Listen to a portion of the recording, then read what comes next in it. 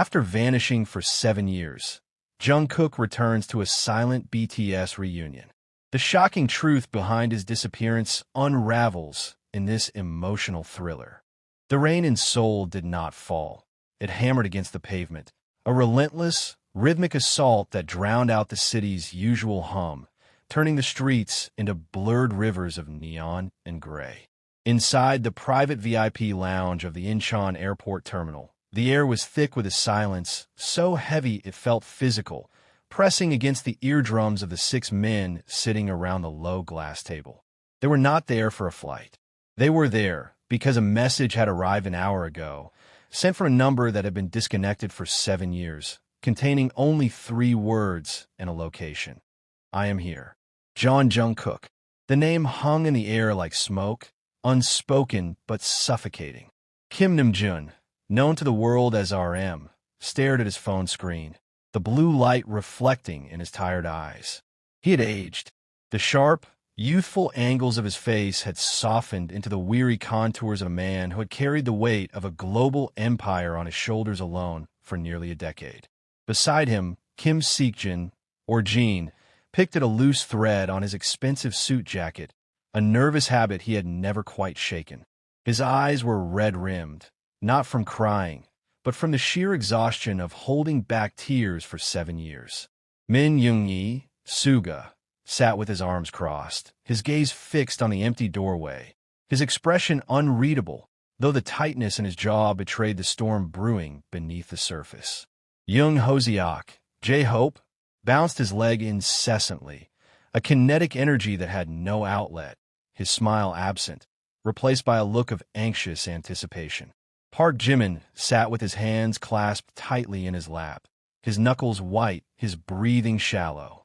And Kim Taeyoung, V, stood by the window, watching the rain distort the world outside, his back to the room, his posture rigid. They were BTS, or what remained of them. A brand, a memory, a ghost. But tonight, they were just 6 brothers waiting for a ghost to walk through the door. The sliding doors at the end of the corridor hissed open. The sound was sharp, cutting through the tension like a knife. All 6 heads turned in unison. A figure stepped out of the shadows of the hallway, shaking a black umbrella.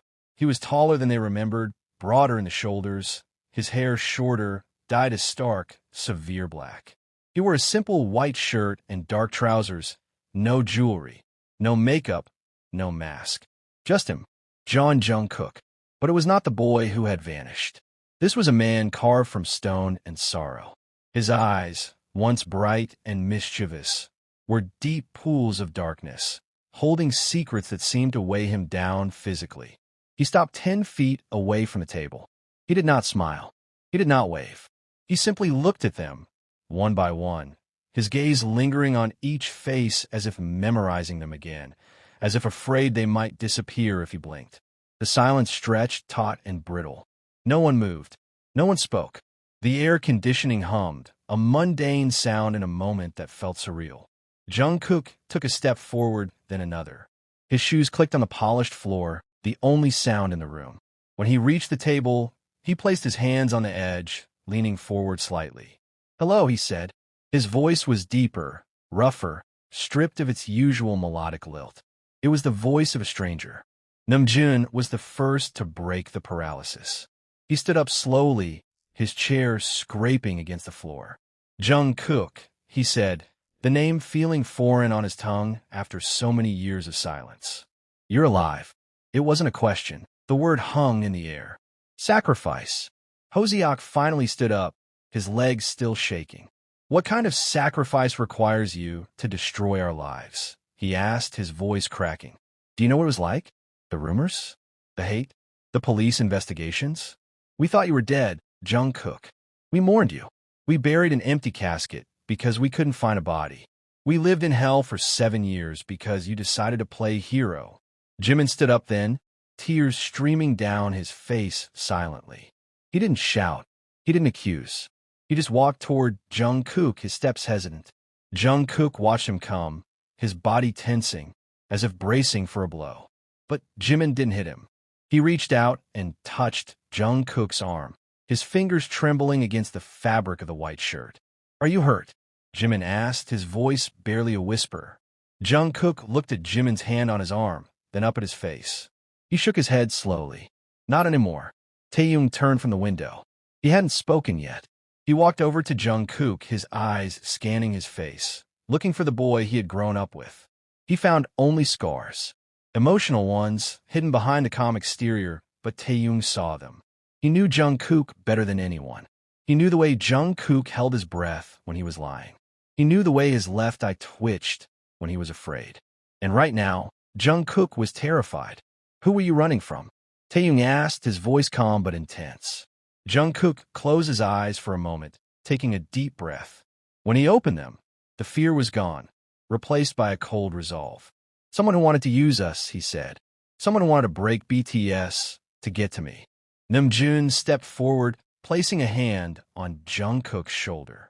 Sit down, he said firmly. Tell us everything. From the beginning. Jungkook hesitated, looking at the chairs, then at the faces of his brothers. He saw the anger, the hurt, the confusion, but beneath it all, he saw the love. It was still there, battered and bruised, but intact. He nodded and sat down.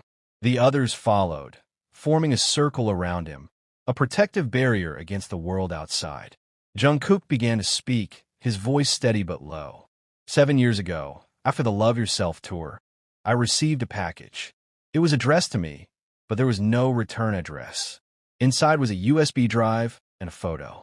The photo was of my parents. They were tied up in a warehouse. The USB contained a video. It was a man, wearing a mask, speaking in a distorted voice. He told me that if I ever contacted any of you, if I ever tried to find help, he would kill them. And then he would kill you, one by one. The room went cold. Jean covered his mouth with his hand, his eyes wide with horror. Yoongi's fists clenched at his sides. He said he had been watching us for years. Jungkook continued. He knew our schedules, our habits, our weaknesses. He knew that I was the most vulnerable because I was the youngest, because I lived alone at the time, because my family was far away.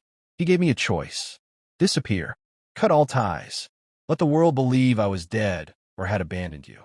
If I did, he would let my parents go and leave you alone. If I didn't, he would destroy everything we had built. He would ruin your reputations, leak fake scandals, hurt your families. He had the power to do it. He was inside the industry. High up. Who was he? Namjoon asked, his voice tight with rage.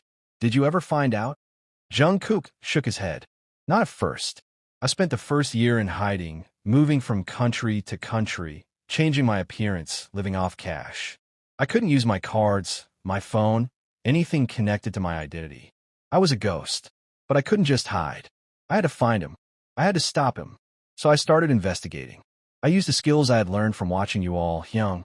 I learned how to dig, how to trace digital footprints, how to stay invisible.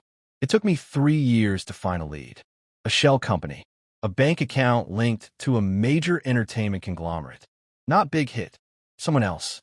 A rival agency that had lost bids to us, that had suffered because of our success. They blamed us. They blamed me. They thought if they broke me, they could break BTS. And if they broke BTS, they could take our market share. Yoongi leaned forward. Which agency?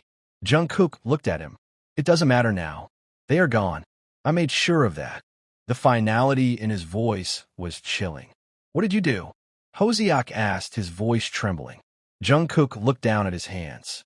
I didn't kill anyone, he said quickly, seeing the fear in their eyes. But I destroyed them. I leaked their illegal activities to the press. I exposed their money laundering, their bribery, their abuse of trainees. I sent the evidence to the police, to the media, to everyone. Within a month, the agency collapsed. The CEO was arrested. The executives fled. But the man who kidnapped my parents, he was not the CEO. He was a hired gun, a fixer, and he disappeared too. I spent the next 2 years hunting him. I traveled to places I never thought I would go. I learned things I never wanted to know. I became someone I didn't recognize. And finally, 6 months ago, I found him. In Bangkok. He was trying to flee the country. I confronted him. He laughed. He told me it was too late. That he had already planted seeds of destruction in your lives. That even if he was caught, the damage was done. He pulled a gun. I disarmed him. And then, I'll let the authorities take him. I didn't touch him again. I just watched him being dragged away. And then I came home. The silence that followed was different. It was not the silence of shock, but of processing, of absorbing the magnitude of what Jungkook had endured. 7 years of isolation. 7 years of fear. 7 years of fighting a war alone to protect them. Jimin began to cry again, but this time it was not from hurt. It was from relief, from awe, from love. He reached out and took Jungkook's hand. "You saved us," he whispered. "You saved all of us." Jungkook looked at Jimin, his eyes filling with tears for the first time. "I tried," he said, "but I lost you. I lost 7 years with you, and I don't know if I can get that back." Namjoon stood up and walked over to Jungkook. He pulled him into a hug, tight and fierce. "You are here now," Namjoon said into his ear. "That is all that matters. We are here. We are not going anywhere." One by one, the other members joined the hug. Jin, Yoongi, Hoseok, Taehyung. They surrounded Jungkook, a wall of warmth and support. For the first time in 7 years, Jungkook felt safe. He felt whole. He closed his eyes and let the tears fall, releasing the burden he had carried for so long. But the story was not over. As they stood there, huddled together in the airport lounge, Jungkook's phone buzzed in his pocket. He pulled it out, expecting a message from his lawyer, or perhaps his parents, whom he had reunited with a week ago. But the screen showed a single notification from an encrypted app. A message from an unknown sender. "You think it's over? You think you won? The game has just begun, Jungkook. Look behind you." Jungkook's blood ran cold. He pulled away from the hug, his eyes wide with panic. The others noticed the change in his demeanor immediately. "What is it?" Namjoon asked, stepping back. Jungkook showed them the phone. The message glowed on the screen, ominous and threatening. Taehyung read it and frowned. "Is it a bluff?" he asked. Jungkook shook his head. "No, he knows things. Things only the fixer knew. He said he planted seeds. What if he didn't mean scandals? What if he meant something else?" Yoongi's eyes narrowed. "What do you mean?" Jungkook looked at them, his face pale. "Before I left, I signed a contract. Not with Big Hit, with a private security firm, to protect my family. But the contract had a clause, a fail-safe. If I died, or if I was incapacitated, the rights to my image, my music, my name, they would be transferred to a third party, a shell company. I thought I had canceled it. But what if I didn't? What if he forged my signature? What if he owns me?" The implication was staggering. If someone owned the rights to Jungkook's identity, they could control him. They could release music without his permission. They could make him appear in ads, in videos, in public appearances. They could ruin his reputation from beyond the grave. Or worse, they could use him to get to BTS again. "We need to check," Namjoon said, his mind already racing. "We need to see the legal documents. We need to talk to our lawyers. Now." Jungkook nodded. "I have copies. In my bag." He reached for his backpack, but as he did, the lights in the lounge flickered. Once, twice, then they went out completely. The room plunged into darkness. The only light came from the emergency exit signs and the glow of their phones.